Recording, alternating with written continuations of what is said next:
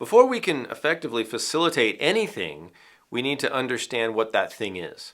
And so when we seek out to facilitate a drum circle or host a drum circle or nurture a drum circle experience, we need to look at the history, we need to look at the context, the reasons why it existed, and what people want to get out of it.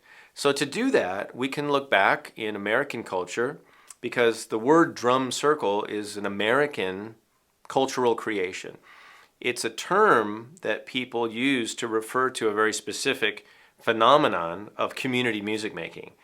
Back in the early 1960s, maybe into the early or late 1950s, but really we see it in the 60s, people would get together in public places, largely, parks, beaches, concerts, parking lots, festivals or gatherings, and they would want to play some music together.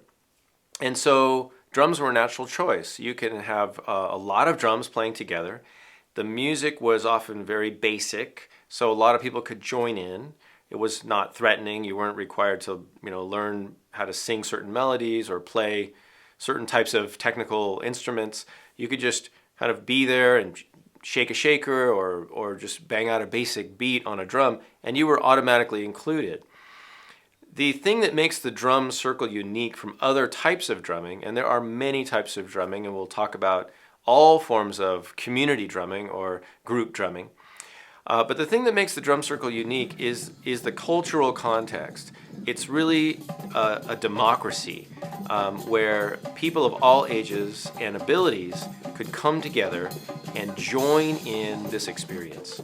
There was nobody, standing at the gate saying, well, you need to be able to do this and you need to be able to, read music or play your drum to a certain degree of proficiency or any of that. It's just open. Children, adults, men, women, older adults, anybody could join in.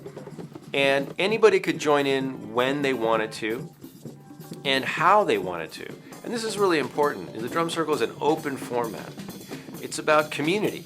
It's about creating a community experience through basic music making. We like drums and percussion for this. It's outdoors. A lot of these settings were outdoors, so drums are the natural choice.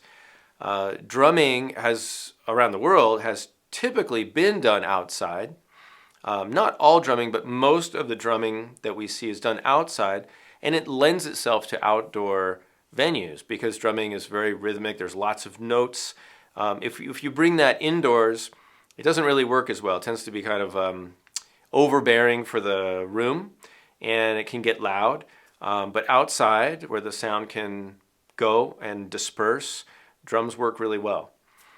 So we'd see people at gatherings, festivals, outdoor venues coming together to create music with people they know and with people they don't know. So in that regard, the drum circle is this unique phenomenon that's based on inclusion. It's based on mutual cooperation. It's based on flexibility. People can play, they could dance, they could listen, they could sing, they could observe and just be part of it without having to do anything public at all. So there's a whole range and spectrum of ways to participate in a drum circle. You could call it a jam session. It's sort of like the garage sale of musical experiences. There's a little bit of everything, and there's something for everyone.